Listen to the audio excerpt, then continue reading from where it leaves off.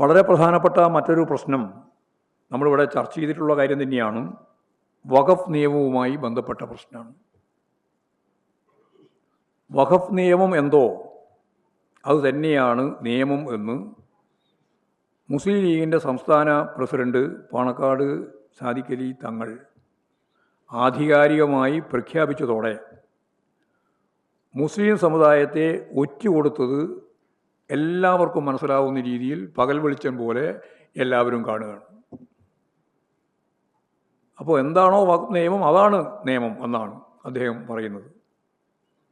രണ്ട് അമുസ്ലിം വിഭാഗത്തിൽപ്പെട്ടവരെ നിർബന്ധമായും ഉൾപ്പെടുത്തണമെന്ന് മുസ്ലിം ഈ വഖഫ് ബോർഡിൽ ന്യൂനപക്ഷത്തിൻ്റെ താല്പര്യം സംരക്ഷിക്കുന്നതുമായിട്ട് ബന്ധപ്പെട്ട് ഇന്ത്യയിലുടനീളം ചർച്ച വന്നപ്പോൾ ഈ രണ്ട് അമുസ്ലിങ്ങളെ വഖഫ് ബോർഡിൽ ഉൾപ്പെടുത്തണമെന്ന ധാരണയിൽ കേസായി സുപ്രീം കോടതിയിൽ പോവുകയാണ് കേരളം ഉൾപ്പെടെ ചെയ്തത്. കേരളമുണ്ട്, തമിഴ്നാടുമുണ്ട്. വഖഫ് ബോർഡ് രൂപീകരിച്ചപ്പോൾ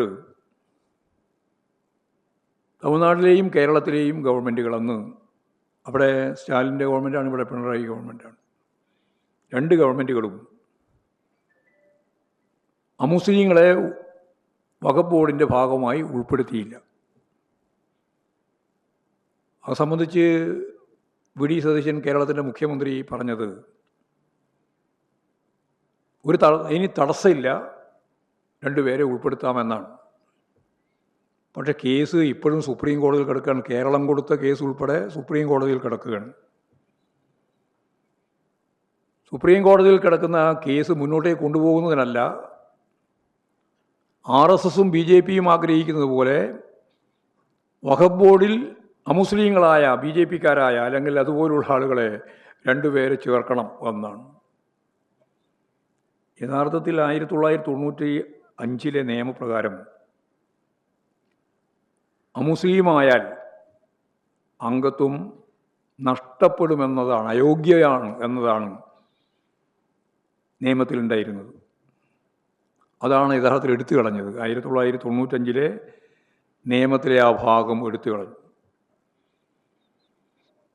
മുസ്ലിം വിഭാഗങ്ങളിൽ നിന്ന് ഉൾപ്പെടുത്തേണ്ടുന്ന 4 പേർ മാത്രമാണ് ആ നിയമത്തിൻ്റെ എടുത്തു കളഞ്ഞതിന് ശേഷമുള്ള നിയമത്തിൻ്റെ വളരെ പ്രധാനപ്പെട്ട ഒരു പരിമിതി എന്ന് പറഞ്ഞാൽ ആകെയുള്ള വഖഫ് ബോർഡ് അംഗങ്ങളിൽ 4 പേര് മുസ്ലിങ്ങളായിരിക്കണം എന്ന് മാത്രമാണ് അതിൽ പറഞ്ഞു വെച്ചിട്ടുള്ളത്. എന്ന് പറഞ്ഞാൽ 11 അംഗങ്ങളിൽ ഈ 4 ഒഴിച്ച് ബാക്കിയെല്ലാം അമുസ്ലിം വിഭാഗങ്ങളിൽ ആകുന്നതിന് തടസ്സമില്ല. ഈ 4 പേരുടെ കാര്യത്തിൽ തന്നെ മുസ്ലിം ഇല്ലെങ്കിൽ മറ്റുള്ളവരെ നിയമിക്കാം എന്നും നിയമം വ്യവസ്ഥ ചെയ്യുന്നുണ്ട്. ഇപ്പോൾ നേരത്തെ പറഞ്ഞ 4-ൽ തന്നെ വേണമെങ്കിൽ മുസ്ലിങ്ങളെ ഒഴിവാക്കാം. അപ്പോൾ ഇസ്ലാമിക വിശ്വാസമനുസരിച്ച് വഖഫ് കൈകാര്യം ചെയ്യാൻ പൂർണ്ണമായും അമുസ്ലിം വിഭാഗത്തെ ഏൽപ്പിക്കുന്നതിൽ ഇനി വിരോധമില്ല എന്നാണ് ലീഗ് പ്രസിഡന്റിൻ്റെ വ്യാഖ്യാനം. ഇത് ഞാൻ വെറുതെ പറയുന്നതല്ല. മധ്യപ്രദേശിലെ വഖഫ് ബോർഡിൻ്റെ ചെയർമാൻ BJP മന്ത്രിയാണ്. BJPയുടെ ഒരു മന്ത്രിക്ക് ആ ചെയർമാൻ ആവാൻ സാധിക്കുന്നു എന്നുള്ളതാണ് വഖഫ് ബോർഡിൻ്റെ നിയമത്തിൻ്റെ പരിമിതി.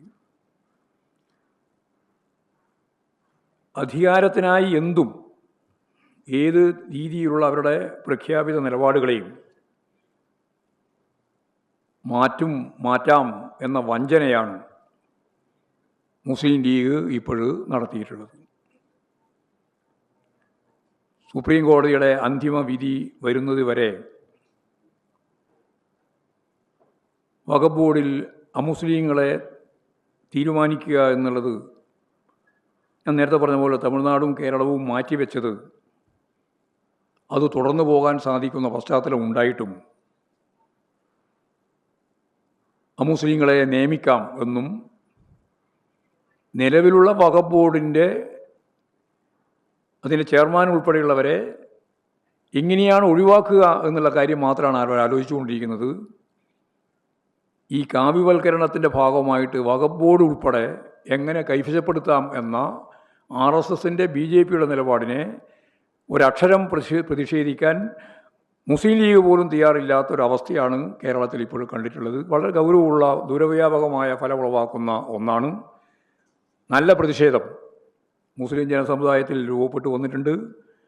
മുസ്ലിം ലീഗ് നേതൃത്വം എന്തു പറഞ്ഞാലും ഈ അമുസ്ലിങ്ങളുടെ കൈകളിലേക്ക് വഖഫ് ബോർഡിനെ തന്നെ പൂർണ്ണമായിട്ട് എറിഞ്ഞു കൊടുക്കാൻ ഉള്ള RSS BJP നിയമനിർമ്മാണവുമായിട്ട് ബന്ധപ്പെട്ട നിയമ ഭേദഗതിയുമായിട്ട് ബന്ധപ്പെട്ട പ്രശ്നത്തിൽ വിവിധ സംഘടനകൾ, മുസ്ലിം സമുദായത്തിൻ്റെ തന്നെ ഭാഗമായിട്ടുള്ള നിരവധി പേരുകളിലുള്ള സംഘടനകളുണ്ട്. അവരെന്ത് നിലപാടാണ് സ്വീകരിക്കുന്നത് എന്ന കാര്യം വളരെ ഗൗരവപൂർവം ജനങ്ങൾ ശ്രദ്ധിക്കുകയാണ്. അവർക്ക് ആ കാര്യത്തിലുള്ള അഭിപ്രായങ്ങൾ തീർച്ചയായിട്ടും പറയേണ്ടി വരും എന്ന് തന്നെയാണ് എനിക്ക് ചൂണ്ടിക്കാണിക്കാനുള്ളത്. മറ്റൊരു പ്രധാനപ്പെട്ട കാര്യം, കേരളത്തിലെ നിത്യോപയോഗ സാധനങ്ങളുടെ വില വലിയ രീതിയിൽ ഉയർന്നുകൊണ്ടിരിക്കുകയാണ്. മാധ്യമങ്ങളെല്ലാം അത് ചൂണ്ടിക്കാണിച്ചിട്ടുണ്ട്. ഒരാഴ്ച കൊണ്ട് 8 രൂപയാണ് അരിയുടെ വില വർധനവ് ഉണ്ടായിട്ടുള്ളത്. ഇവിടെ കേരളത്തിലാണ് ഏറ്റവും ശ്രദ്ധേയമായ രീതിയിലുള്ള മാർക്കറ്റിൽ ഇടപെടുന്ന, കമ്പോളത്തിൽ ഇടപെടുന്ന സബ്സിഡിയും മറ്റ് ആനുകൂല്യങ്ങളും നൽകി ഗവൺമെൻറ് തന്നെ വളരെ ഫലപ്രദമായി സപ്ലൈകോ ഉൾപ്പെടെയുള്ള സംവിധാനത്തെ ഉപയോഗിച്ച് വില നിലവാരം പിടിച്ചു നിർത്താൻ കഴിഞ്ഞ ഏറ്റവും പ്രധാനപ്പെട്ട സംസ്ഥാനം.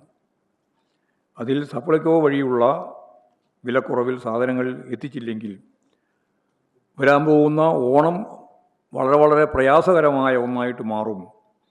അതുകൊണ്ട് മാർക്കറ്റിൽ ഇടപെടുന്ന രീതി ശക്തിപ്പെടുത്തി മുമ്പോട്ടേക്ക് കൊണ്ടുപോകുന്നതിന് വേണ്ടി ഗവൺമെൻറ് ശ്രദ്ധിക്കണം. ഇല്ലെങ്കിൽ അവശ്യ സാധനങ്ങളുടെ വില വർധനവ് അതിശക്തിയായിട്ട് കേരളത്തെ ബാധിക്കും. അത് പാവപ്പെട്ട ജനങ്ങളെയാണ് കൂടുതൽ ബാധിക്കുക. അത് സംസ്ഥാനത്തെ ജനങ്ങളുടെ ഗൗരവമുള്ള പ്രശ്നം എന്ന രീതിയിൽ ഈ വിലക്കയറ്റത്തിൽ ഇടപെടുന്നതിന് ഗവൺമെൻറ് തയ്യാറാവേണ്ടതുണ്ട് എന്ന് തന്നെയാണ് അത് സംബന്ധിച്ച് പറയാനുള്ളത്.